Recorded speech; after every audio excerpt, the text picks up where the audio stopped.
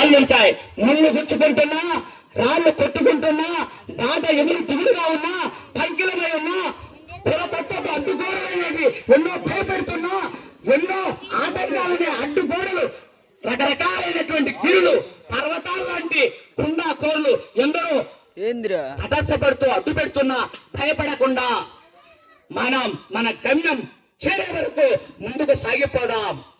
జీవితం వడ్డించిన విస్తరి కాదు నాయనలారా. కష్టపడితేనే తినడానికి కబలం, తినడానికి తిండి మనకు వస్తుంది. కష్టపడే నైజం ఎక్కడ చేజార్చుకుంటావో అంత అనర్థదాయకం. జీవితం వడ్డించిన విస్తరి కాదు, జీవితం సుందర నందనవనం కానే కాదు. అట్లని ఎవరి జీవితం సహారా ఎడారిలాగా నిర్వీర్యం కానే కాదు. జీవితం ఒక తేనె పట్టు, జీవితం సమస్యల పుట్ట, జీవితం ఉగాది పచ్చడి, జీవితం షడ్రుతుల ప్రకృతి. అంటే ఒక్కొక్కసారి జీవితం తీయగా మధురంగా ఉంటది, అదే జీవితం ఒక్కొక్కసారి సమస్యలమయం చేదుగా మారిపోతుంది. సమస్యల పుట్ట వలయంలో చిక్కుబడిపోతుంది. అప్పుడే షడ్రుతులు, మనకు 6 ఋతువులు ఒకే విధంగా ఉండవు. కాలం మారే కొద్దీ, ఋతువు మారే కొద్దీ అనేక ఆటుపోట్లు, అనేక ప్రకృతిలో వచ్చిన మార్పులకు అనుగుణంగా జీవితాన్ని మలుచుకుంటూ ముందుకు సాగినట్టే మన జీవితంలో ధైర్యంగా అడుగేద్దాం. జీవితంలో లక్ష్య సాధనలో మనం ధైర్యంగా అడుగేద్దాం. అప్పుడే మన జన్మకు అర్థం, మన జీవితం చరితార్థం. విప్పుకుంటున్న బంగారు భవిష్యత్తుల్ని, విప్పుకుంటున్న పిల్లల బంగారు భవిష్యత్తుల్ని ఎదిగేటట్టు చూద్దాం. రూపుదిద్దుకుంటున్న ప్రజాస్వామ్య భవనానికి మూల స్తంభాలుగా తయారు చేద్దాం. రకరకాల సిద్ధాంత రాద్ధాంత ప్రవాహాల వేగాలతో రాజకీయ నాయకుల ఊకదంపుడు ఉపన్యాసాలకు మనం కొట్టుకుపోకుండా, ఎవరైతే మనల్ని ప్రేమిస్తాడో, చైతన్యాన్ని నింపుతాడో, మన బాధలు మన కష్టాలు ఆలకిస్తాడో అలాంటి వాడిని అప్పున చేర్చుకుందాం. జాతి కీర్తికి గోపురాలను నిర్మించిన మనుషుల కాంతుల గోళాన్ని ఇంకా మింగేసేందుకు చీకటి రక్కసి అంటరానితనం అనే ఒక రకమైన అంటరానితనం అనే చీకటి రక్కసి ఇంకా ఉందా? ఎక్కడుందబ్బా ఆ చీకటి రక్కసిని? ఏనాడో అంబేద్కర్ తుడిసేశాడు, తన జ్ఞాన తూటాలతో తరిమి కొట్టేశాడు. అంటరానితనం మనం వద్దకు రానే రాదు. మనం చైతన్య కాంతి పుంజాలతో మనం ముందుకు సాగిపోదాం. జడంగా, వెలుగుకు ఎడంగా, భయంగా నిన్నటి వరకు బతికాం, ఇంకా బతకడమా? భేదాలు మరచి, విభేదాలు మరచి, వివాదాలు విడిచి మన దళితుల్లో, నిన్న జాతుల్లో మనం సమైక్యత గీతిని వినిపిద్దాం. వాడిపోతున్న రెప్పలను నిలబెట్టి, చీలిపోతున్న చూపుల్ని కొట్టి, దళిత వేల నేత్రాలు వెలిగించేందుకు శాంతి కాంతుల్ని నింపి, శాంతి కాంతుల్ని స్థాపించి, అందరి ప్రగతిశీల మార్గం అన్ని నిర్దేశిస్తూ నడిపించిన అంబేద్కర్ స్ఫూర్తితో పురోగతి దిశగా అభివృద్ధి మార్గంలో పయనిద్దాం. అట్లా పయనిస్తేనే ఆ అంబేద్కర్ విగ్రహ ప్రతిష్ట, ఆ అంబేద్కర్ విగ్రహాన్ని మనం ఆరాధిస్తూ మనం చేస్తున్నటువంటి ప్రయత్నానికి సఫలం. మనం ఆ ప్రయత్నంలో ఎక్కడ వెనకడుగేస్తామో మన ఫలితాలన్నీ చేజారిపోతాయి. చేజారకుండా చూసుకోవలసిన మౌలికమైనటువంటి ఆత్మవిశ్వాసం కూడగట్టుకోండి. మనం దళితులం అన్న భావన మర్చిపోండి.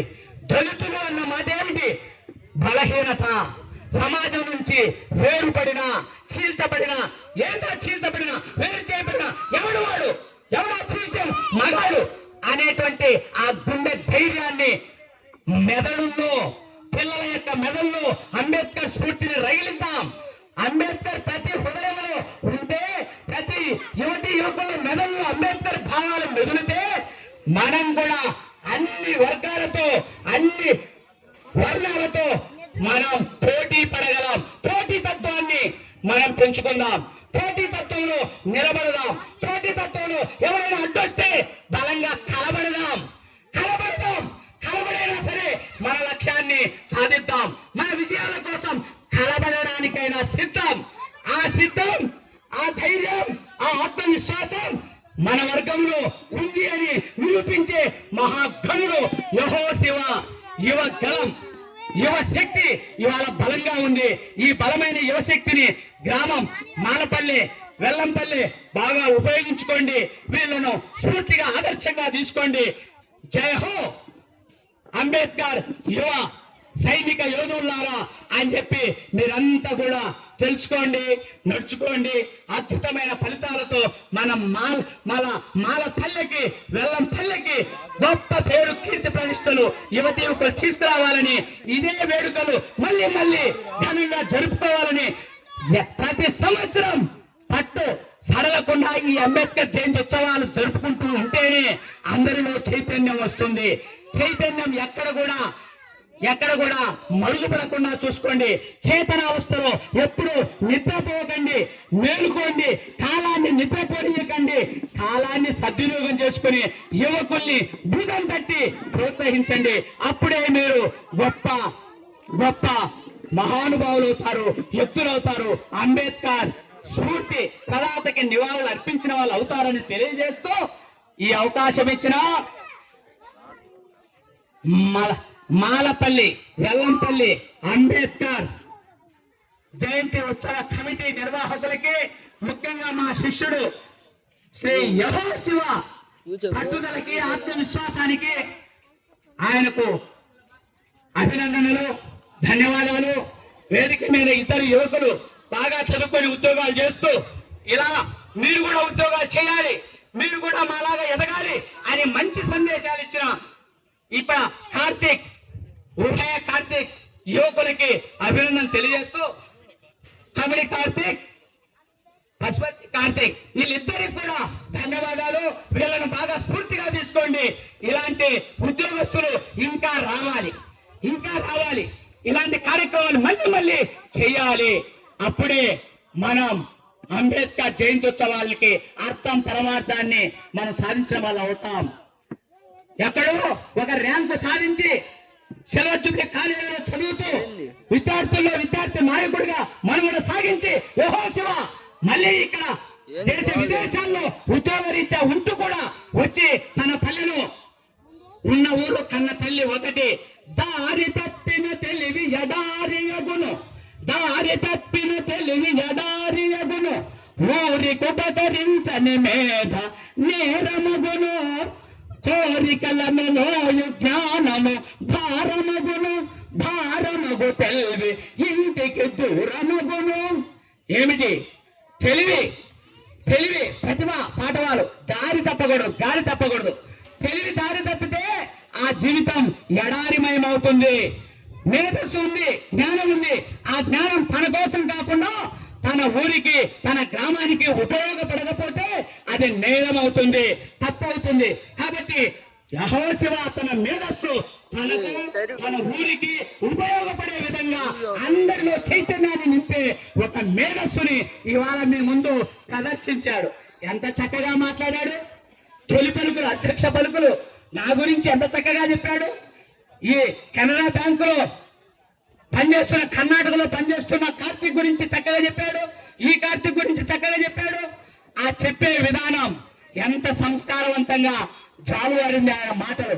గురువును ప్రేమిస్తూ గురువులో ఉన్న శక్తి యుక్తుల్ని ఒక పత్రం రూపంలో ఆయన చదివిన విధానం, పఠన నైపుణ్యం, ఆ మేధాశక్తికి ఇవాళ అందరూ శిరస్సు నుంచి జయజయలు కొట్టాల్సినటువంటి అవసరం ఎంతైనా ఉన్నది అంబేద్కర్ జయంతి ఉత్సవాల్లో.